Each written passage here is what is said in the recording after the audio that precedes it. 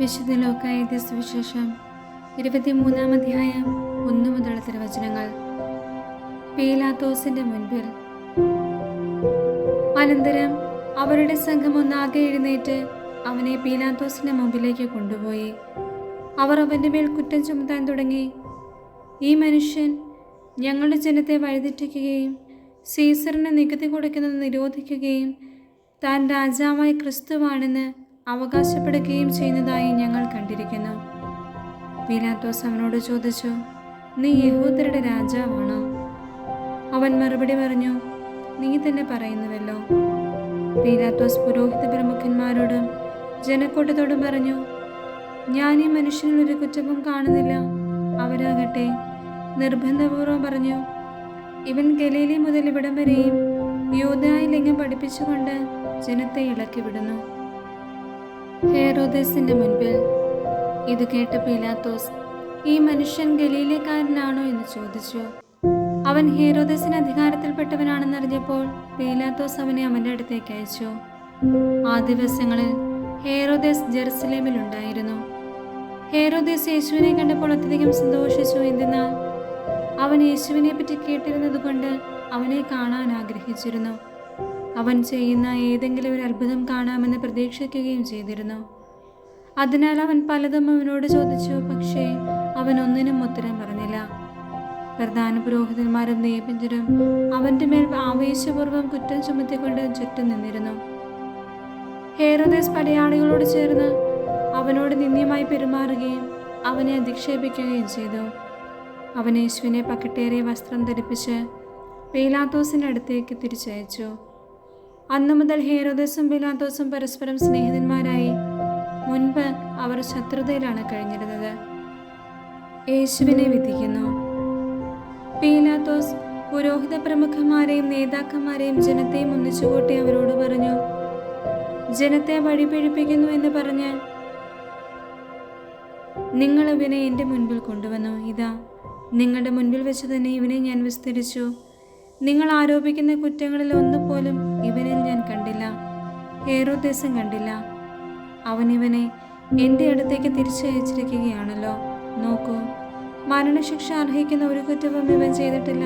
അതിനാൽ ഞാൻ ഇവനെ ചമ്മട്ടി കൊണ്ടടിപ്പിച്ച് വിട്ടയക്കും. അപ്പോൾ അവർ ഏകസ്വരത്തിൽ ആക്രോശിച്ചു, ഇവനെ കൊണ്ടുപോവുക, ബറാബാസിനെ ഞങ്ങൾക്ക് വിട്ടുതരിക. പട്ടണത്തിൽ നടന്ന കലാപത്തിനും കൊലപാതകത്തിനും കാരാഗൃഹത്തിൽ അടയ്ക്കപ്പെട്ടവനാണ് ബറാബാസ്. യേശുവിനെ വിട്ടയക്കണമെന്ന് ആഗ്രഹിച്ചുകൊണ്ട് പീലാത്തോസ് ഒരിക്കൽ കൂടി അവരോട് സംസാരിച്ചു. അവരാകട്ടെ ക്രൂശിക്കുക, അവനെ ക്രൂശിക്കുക എന്ന് വിളിച്ചു പറഞ്ഞുകൊണ്ടിരുന്നു. പീലാത്തോസ് 3-ാം പ്രാവശ്യവും അവരോട് ചോദിച്ചു, അവൻ എന്തു തിന്മ പ്രവർത്തിച്ചു? വധശിക്ഷ അർഹിക്കുന്ന ഒരു കുറ്റവും ഞാൻ അവനിൽ കണ്ടില്ല. അതുകൊണ്ട് ഞാൻ അവനെ ചമ്മട്ടി കൊണ്ടടിപ്പിച്ച് വിട്ടയക്കും. അവനെ ക്രൂശിക്കണമെന്ന് അവർ നിർബന്ധപൂർവ്വം ഉച്ചത്തെ വിളിച്ചു പറഞ്ഞുകൊണ്ടിരുന്നു. അവസാനം അവരുടെ നിർബന്ധം തന്നെ വിജയിച്ചു. അവർ ആവശ്യപ്പെട്ടത് അനുവദിച്ചു കൊടുക്കാൻ പീലാത്തോസ് തീരുമാനിച്ചു. അവർ ആവശ്യപ്പെട്ട മനുഷ്യനെ, കലാപത്തിനും കൊലപാതകത്തിനും കാരാഗൃഹത്തിൽ അടയ്ക്കപ്പെട്ടിരുന്നവനെ അവൻ വിട്ടയക്കുകയും യേശുവിനെ അവരുടെ ഇംഗിതത്തിന് ഏൽപ്പിച്ചു കൊടുക്കുകയും ചെയ്തു. യേശുവിനെ കുരിശിൽ തറയ്ക്കുന്നു. അവർ അവനെ കൊണ്ടുപോകുമ്പോൾ നാട്ടിൻ പുറത്തുനിന്ന് ആ വഴി വന്ന ശിമയോൻ എന്ന കിറേനക്കാരനെ പിടിച്ചു നിർത്തി കുരിശ് ചുമലിൽ വെച്ച് യേശുവിൻ്റെ പുറകെ ചുമന്നുകൊണ്ട് വരുവാൻ നിർബന്ധിച്ചു. ഒരു വലിയ ജനക്കൂട്ടവും കരയുകയും മുറിവിളി കൂട്ടുകയും ചെയ്തിരുന്ന സ്ത്രീകളുടെ സമൂഹവും യേശുവിൻ്റെ പിന്നാലെ പോയിരുന്നു. അവരുടെ നേരെ തിരിഞ്ഞ് യേശു പറഞ്ഞു, ജെറുസലേം പുത്രിമാരെ, എന്നെ പ്രതി നിങ്ങൾ കരയേണ്ട. നിങ്ങളെയും നിങ്ങളുടെ മക്കളെയും പ്രതി കരയുവിൻ. എന്തെന്നാൽ വന്ധ്യകൾക്കും പ്രസവിക്കാത്ത ഉദരങ്ങൾക്കും പാലൂട്ടാത്ത മുലകൾക്കും ഭാഗ്യമെന്ന് പറയപ്പെടുന്ന ദിവസങ്ങൾ വരും. അന്ന് അവർ പർവ്വതങ്ങളോട് ഞങ്ങളുടെ മേൽ വീഴുക എന്നും കുന്നുകളോട് ഞങ്ങളെ മൂടിക്കളയുക എന്നും പറയാൻ തുടങ്ങും. പച്ചത്തടിയോട് അവർ ഇങ്ങനെയാണ് ചെയ്യുന്നതെങ്കിൽ ഉണങ്ങിയതിന് എന്ത് സംഭവിക്കും? കുറ്റവാളികളായ മറ്റു 2 പേരെ കൂടെ അവനോടൊപ്പം വധിക്കാൻ അവർ കൂട്ടിക്കൊണ്ടുപോയി. തലയോടെന്ന് വിളിക്കപ്പെടുന്ന സ്ഥലത്ത് അവർ വന്നു. അവിടെ അവർ അവനെ കുരിശിൽ തറച്ചു. ആ കുറ്റവാളികളെയും ഒരുവനെ അവൻ്റെ വലതുവശത്തും ഇതരനെ ഇടതുവശത്തും ക്രൂശിച്ചു. യേശു പറഞ്ഞു, പിതാവേ, അവരോട് ക്ഷമിക്കണമേ, അവർ ചെയ്യുന്നത് എന്തെന്ന് അവർ അറിയുന്നില്ല. അവന്റെ വസ്ത്രങ്ങൾ ഭാഗിച്ചെടുക്കാൻ അവർ കൊറിയിട്ടു. ജനം നോക്കി നിന്നു. പ്രമാണികളാകട്ടെ അവനെ പരിഹസിച്ചു പറഞ്ഞു, ഇവൻ മറ്റുള്ളവരെ രക്ഷിച്ചു. ഇവൻ ദൈവത്തിന്റെ ക്രിസ്തുവാണെങ്കിൽ, അവിടുത്തെ തിരഞ്ഞെടുക്കപ്പെട്ടവനാണെങ്കിൽ തന്നെ തന്നെ രക്ഷിക്കട്ടെ. പടയാളികൾ അടുത്ത് വന്ന് വിനാഗിരി കൊടുത്തവനെ പരിഹസിച്ചു പറഞ്ഞു, നീ യഹൂദരുടെ രാജാവാണെങ്കിൽ നിന്നെ തന്നെ രക്ഷിക്കുക.